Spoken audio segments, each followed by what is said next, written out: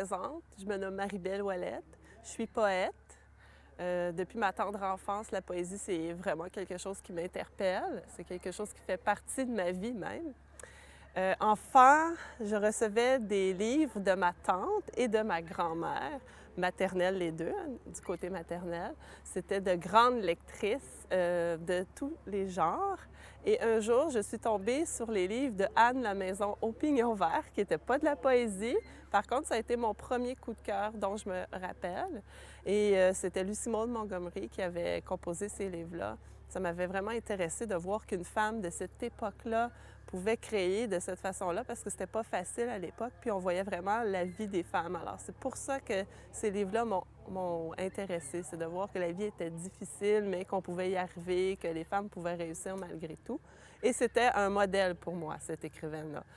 C'était mon rêve quand j'étais enfant. Dans mon petit cahier de souvenirs d'enfance, d'école, j'avais écrit que je voulais être écrivain à plusieurs endroits, en première année, en troisième année, en cinquième année. Ça revenait régulièrement.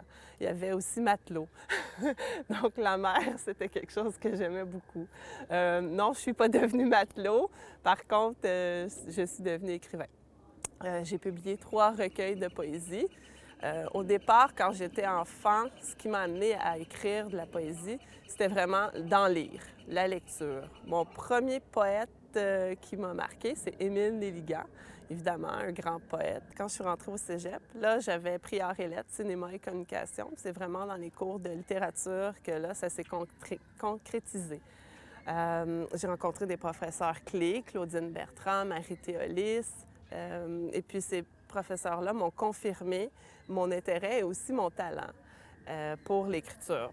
Parce qu'enfant, quand j'étais vraiment petite et au secondaire, j'écrivais, je participais à des concours. J'avais participé à un concours aussi quand j'étais au Salon du Livre, quand j'étais en 3e année, et puis j'avais remporté le prix là, d'écriture, une petite histoire. C'était pas de la poésie, c'était vraiment une petite histoire. Puis surtout, les enfants qui ont participé, c'est moi qui avais gagné. J'étais fière.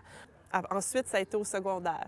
Là, j'ai participé à des concours aussi. Je remportais des prix en poésie, en écriture. À un moment donné, c'était vraiment je crois que c'était un examen de fin d'année en français. Tout le monde écrivait une histoire.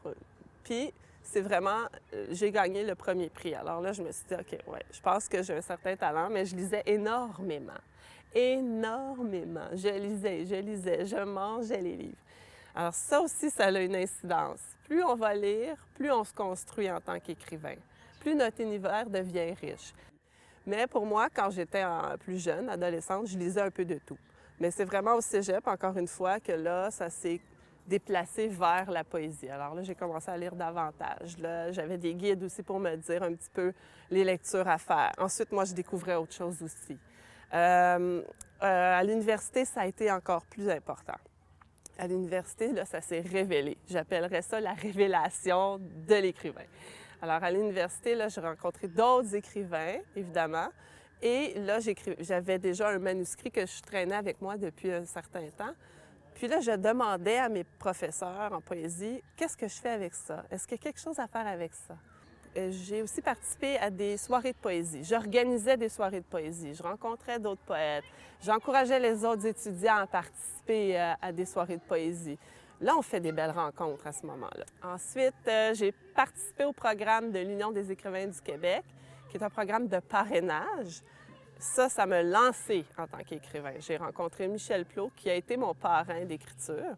Michel Plot, qui est poète officiel du Parlement du Canada présentement, qui est un grand homme, un grand poète, un guide. C'était spécial, là, cette rencontre-là. Ils m'ont guidée, qui m'ont conscientisée sur certaines choses et qui m'ont confirmé mon talent d'écriture. Et ils m'ont aussi guidée pour des lectures, parce qu'on sait très bien que la lecture, c'est quelque chose d'essentiel dans notre parcours d'écrivain. Si on ne lit pas, on ne peut pas écrire. Alors, je pourrais dire que c'est vraiment ça qui m'a amenée à écrire. Et je les remercie.